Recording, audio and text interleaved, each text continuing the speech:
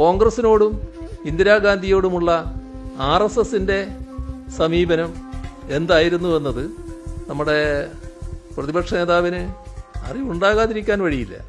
പ്രശസ്ത മാധ്യമപ്രവർത്തകയും ഇന്ത്യൻ എക്സ്പ്രസിന്റെ പൊളിറ്റിക്കൽ എഡിറ്ററുമായിരുന്ന നീരജ് ചൗധരിയുടെ ഹൗ പ്രൈം മിനിസ്റ്റേഴ്സ് ഡിസൈഡ് എന്ന ഈ പുസ്തകമാണ്. ഇത് അദ്ദേഹം കാണാതിരിക്കാൻ ഒരു തരത്തിലും വഴിയില്ല. ഗവേഷണാത്മകമായ ഉള്ളടക്കമുള്ള ഒരു പുസ്തകമാണിത്. ആ പുസ്തകത്തിൽ RSSന്റെ അക്കാലത്തെ നിലപാടിനെ കൃത്യമായി വരച്ചു കാട്ടിയിട്ടുണ്ട്. ജനതാ സർക്കാരിനെ വീഴ്ത്തി ഇന്ദിരാഗാന്ധി തിരിച്ചു വന്നതിന് ശേഷം പലതവണ RSSുമായി ഇന്ദിരാഗാന്ധി നല്ല ബന്ധമാണ് സൂക്ഷിച്ചിരുന്നത് എന്ന് പുസ്തകം പറയുന്നു.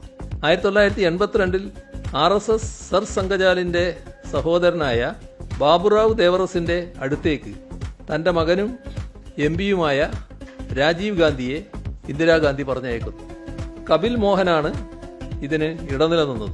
അദ്ദേഹത്തിന്റെ വസതിയിൽ വെച്ചാണ് ആദ്യ കൂടിക്കാഴ്ച നടന്നത്. പിന്നീട് കൂടിക്കാഴ്ച നടന്നത് നമ്പർ 10 ജൻപതിൽ വെച്ചാണ് എന്നും പുസ്തകത്തിൽ പറയുകയാണ്.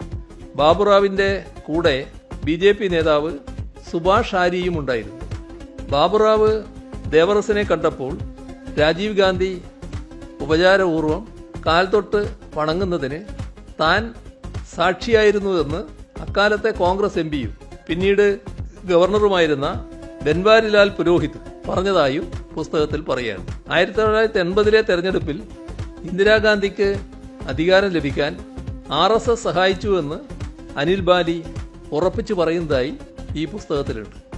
അനിൽ ബാലി ഇന്ദിരാഗാന്ധിയുടെ ഏറ്റവും അടുത്ത അനുയായിയാണ്.